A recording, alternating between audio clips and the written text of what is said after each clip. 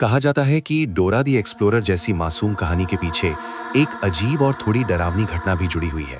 1985 में टेक्सास के El Paso के पास रहने वाली 8 साल की एक लड़की डोरा मार्टिनेज को रेगिस्तान में एक छोड़े हुए ट्रेलर के पीछे एक छोटा सा कैपुचिन बंदर मिला। वो रस्सी से बंधा हुआ था, लेकिन अजीब बात यह थी कि वो जंगली नहीं लग रहा था। उसके गले में मोटा चमड़े का कॉलर था जिस पर कुछ नंबर दबे हुए थे। डोरा के माता पिता ने सोचा कि शायद किसी ने उसे पालतू बनाकर रखा होगा और फिर किसी वजह से छोड़ दिया होगा। डोरा ने बहुत जिद की तो वे उसे घर ले आए। उन्होंने उसका नाम रखा बूट्स। शुरू में सब ठीक लगा, लेकिन धीरे धीरे कुछ अजीब बातें दिखने लगी। बूट्स बहुत शांत रहता था और कई बार ऐसा लगता जैसे वो चीजों को समझ रहा हो। वो मेज पर रखे अखबार को देर तक देखता रहता और घर के साधारण दरवाजों के कुंडे भी खोल लेता था। इसी बीच डोरा का व्यवहार भी बदलने लगा। जो लड़की पहले बहुत खुश और चंचल रहती थी, वो अब ज्यादा चुप रहने लगी। वो अपने माता पिता से नजरें मिलाने से बचती और जब बूट्स उसके पास आता तो वो थोड़ा घबरा जाती, लेकिन उसे दूर भी नहीं करती। एक रात खाने के दौरान उसके पिता ने एक अजीब बात नोटिस की। जब वे डोरा से कोई सवाल पूछती तो वो जवाब देना शुरू करती, लेकिन अचानक रुक जाती। तभी बूट्स हल्की सी क्लिक जैसी आवाज करता और डोरा फिर से बोलने लगती। 2 हफ्ते बाद उसके पिता को लगा कि इस बंदर को घर में रखना ठीक नहीं है।